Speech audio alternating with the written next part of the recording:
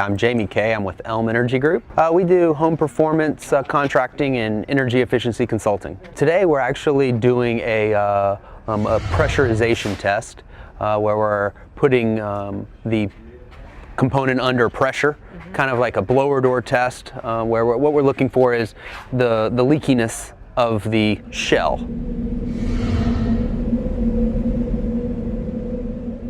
What's happening is the fan is hooked up to the top of this other cabinet, so this nice stream of smoke should be being pulled into that vent.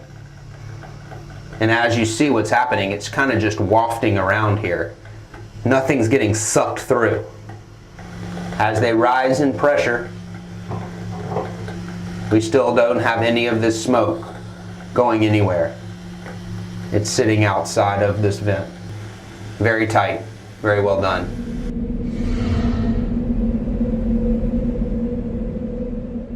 It's going to be the same test. So once again, this is sucking air from the chamber and it's all being exhausted out here. If this was a leaky flood vent, what we would see is a lot of smoke that's going to be ejecting out of this fan. We have smoke that is filling up into this cavity, and we're trying to get the smoke to clear. If there was no protection or seal, obviously the smoke would be transferring instantaneously from one container to the next. But what you can see is you can't even see the sign on the back that says FloodFlaps, and this is a a very obscured place. If you look in here, you can see a very, very, very minute amount of smoke that could be making its way over, but you can very clearly see the sign. And it is, once again, a way to show air tightness. Since we can't see air leakage, we have to use tools like this smoke to be able to simulate and show somebody what's happening here.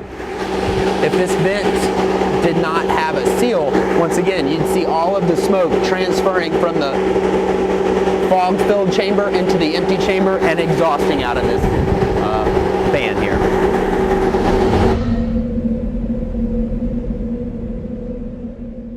What we're going to do is we're going to duplicate this test now, and what we're going to use is a competitor's flood vent. So once again, I'm going to use this smoke, and that's just a way to demonstrate it. I can actually feel some air right now coming through here, but what this smoke is going to demonstrate once it gets going is you can actually see it being pulled through.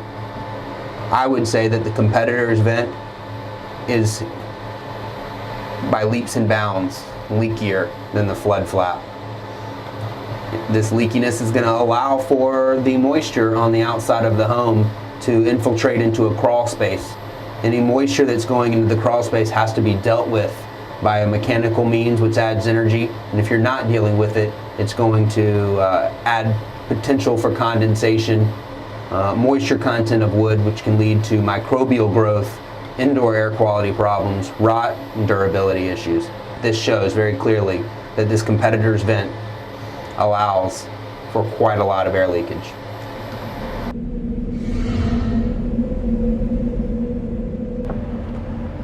So here you go. Wow. What you see there is the amount of air. Look at all of that smoke coming through. That is quite amazing. With this competitor's vent, we duplicated the exact same test. Our rheostat is turned as high as it can go, trying to match the same pressures that we had on the flood flap, which we can't even reach the same amount of pressure. And at the pressure we're at has 7 times the amount of flood flaps at about 20% less pressure difference. It's absolutely significantly airtight in comparison to the competitor's vent.